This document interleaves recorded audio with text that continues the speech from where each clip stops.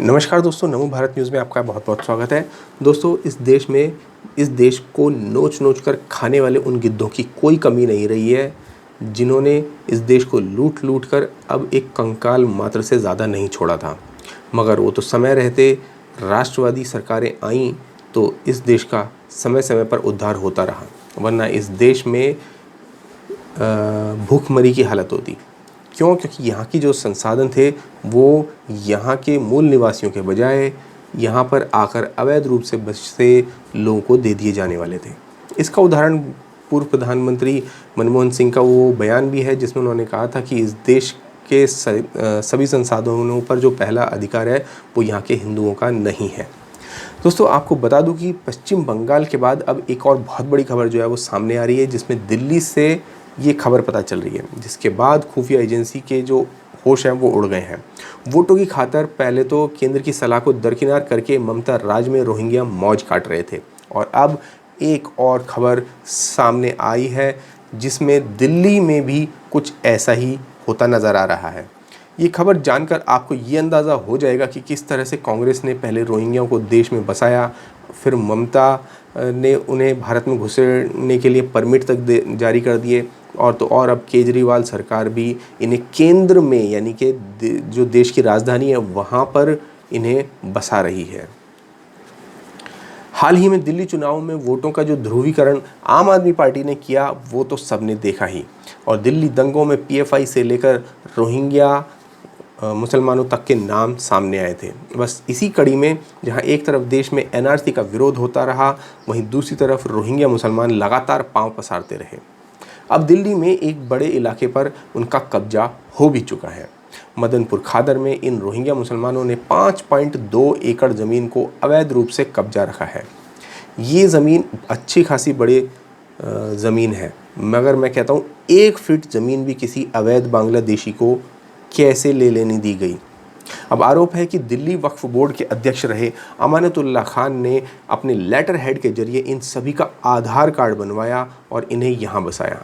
दैनिक भास्कर में प्रकाशित तोशी शर्मा की एक विस्तृत रिपोर्ट के अनुसार ये रोहिंग्या मुसलमान दिल्ली की उस ज़मीन पर अवैध रूप से कब्जा कर बस गए हैं, और साथ ही सारी सरकारी सुविधाओं का भी फ़ायदा उठा रहे हैं। वहीं जो इस देश में जो यहाँ पर आकर रहने वाले जो लोग हैं, जो ईमानदारी से आकर रह रहे हैं, जैसे कि आपको बता दूं पाकिस्तान से लौटकर आए जो हमारे हिंदू शरणार्थी हैं, उनको सुविधाओं के नाम पर एक पानी का समाधान तक नहीं मिला है आज तक।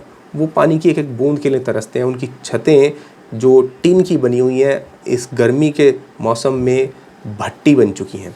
लेकिन ये जो अवैध रोहिंग्या मुसलमान हैं ये लगातार यहाँ पर सुविधाओं का मजाक उड़ा रहे हैं। आपको बता दूं कि ओखला के विधायक और आम आदमी पार्टी के नेता अमानतुल्लाह खान इस वक्त उन सब के सबसे बड़े मददगार बन चुके हैं जिन्होंने रोहिंग्या मुसलमानों को राशन पानी से लेकर अन्य सभी मदद मुहैया कराने के लिए दिन रात एक कर रखा है। खबर के अनुसार रोहिंग्या यहाँ कोई भी काम वैध तरीके से करते ही नहीं। यहाँ तक कि लाइट भी चोरी की यूज़ की जाती है, जिससे विद्युत विभाग को चपत लगती है, और जो उसका जो सब्सिडी है वो आम आदमी के टैक्स से यहाँ की आम आदमी पार्टी सरकार वसूलती है, और मौज काटने के लिए इन बांग्लादेशियों को दे दी जाती है। पीने का पानी के लिए अवैध बोरिंग की व्यवस्था की गई है। स्थिति ये है कि यहाँ अवैध रूप से रह रहे ये रोहिंग्या मुसलमान मज़े में मौज काट रहे हैं। आसपास के क्षेत्रों में झुग्गियों में रह रहे मज़दूर राशन पानी को तरस रहे हैं, तो वहीं जो हिंदू शरणार्थी मजनू का टीला पर किसी तरह से अपनी ज़िंदगी के जो नरक के दिन हैं वो काट रहे हैं, उन पर कोई ध्यान देने वाला ही नहीं है और उनकी कोई सुनने वाला भी नहीं है।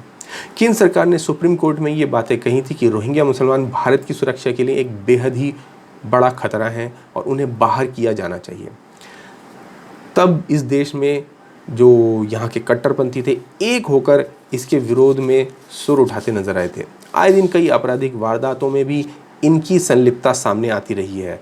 यह भी कहा जा रहा है कि पुलिस प्रशासन के कुछ लोगों के साथ भी रोहिंग्या मुसलमानों की मिली भगत है, और दैनिक भास्कर की रिपोर्ट की माने तो कालिंदी कुंज थाना रोहिंग्या मुसलमानों के स्मैक, गांजा और अन्य मादक पदार्थों के अवैध व्यापार पर अंकुश भी नहीं लगा रहा है।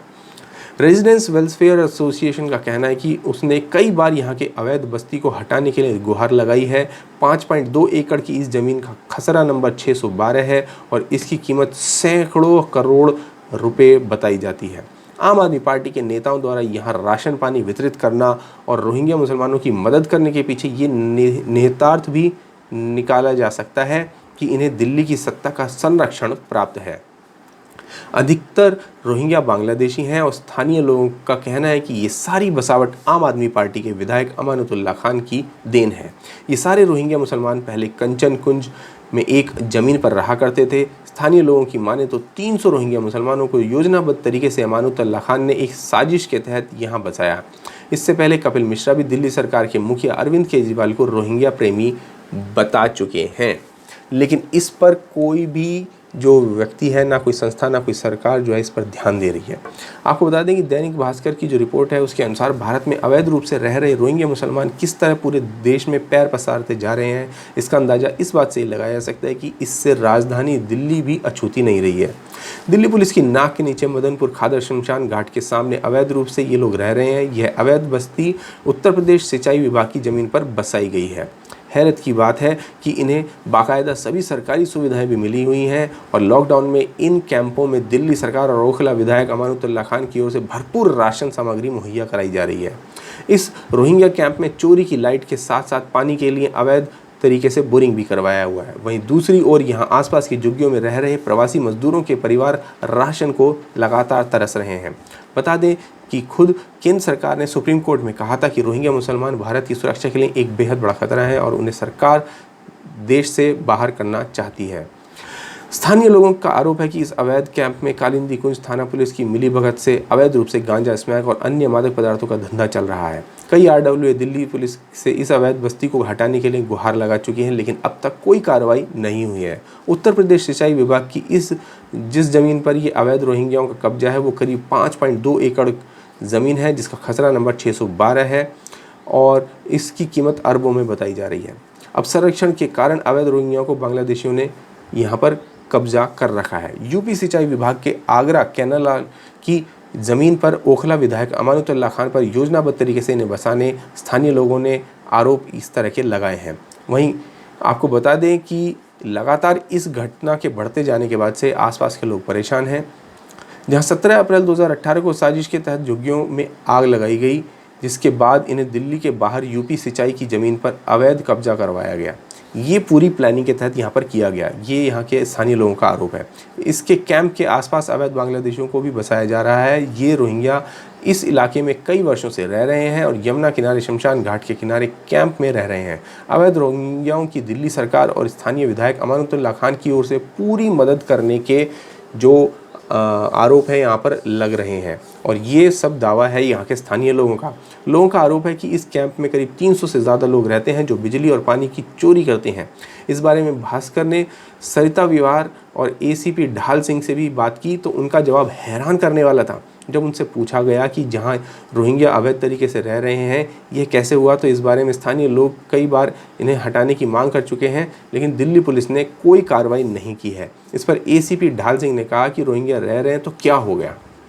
इधर यहाँ अवैध रूप से रह रहे रोहिंग्याओं को हटाने के लिए स्थानीय पार्षद संतोष देवी दिनेश टांक ने बताया कि दिल्ली पुलिस पूर्व सांसद महेश गिरी, मौजूदा बीजेपी सांसद गौतम गंभीर और यूपी की योगी सरकार को लिखित में शिकायत दे चुकी हैं, लेकिन पुलिस और सरकार ने कोई कार्रवाई नहीं की है।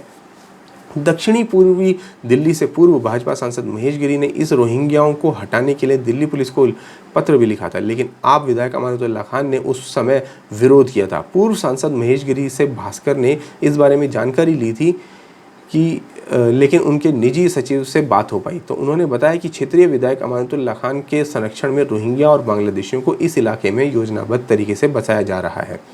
यहाँ तक कि इन रोहिंग्याओं को अमानुतुल्लाह खान ने अपने लेटर हेड के जरिए आधार और वोटर कार्ड भी बनवा कर दिए हैं। मदनपुर खादर ईस्ट में रह रहे जानकारों ने भास्कर से बताया कि कुछ रोहिंग्या परिवार सबसे पहले मदनपुर खादर एक्सटेंशन पार्ट 1 में एक मुस्लिम व्यक्ति के घर में हॉल में रहा करते थे, फिर धीरे धीरे अपने और लोगों को बुलाते रहे, जिसके बाद ये एक स्थानीय मुस्लिम नेता के विवादित खाली प्लॉट में झुग्गियाँ बनाकर रहने लगे। हाँ, यहाँ पर रोहिंग्या अवैध तरीके से रह रहे हैं, लेकिन कोई कार्रवाई क्यों नहीं हुई, इस बारे में कुछ भी किसी ने नहीं कहा। ये मेरे अधिकार क्षेत्र से बाहर है, ऐसा हर कोई कहता रहा। इस बारे में ज़्यादा जानकारी के लिए डीसीपी से बात कीजिए, संजय सिन्हा, एसएचओ कालिंदी कुंज। लेकिन किसी से भी कोई संतोषजनक उत्तर प्राप्त नहीं होता। तो आखिर क्या इस देश में पहले पीओके, उसके बाद दिल्ली की ज़मीनें, फिर उसके बाद आपके पड़ोस के मकान, इसी तरह से ये लोग अवैध लोग घुस घुस कर कब्जा करते रहेंगे क्या? इस पर आपका क्या विचार है, हमें कमेंट बॉक्स में लिखकर बताएं। धन्यवाद। जय हिंद।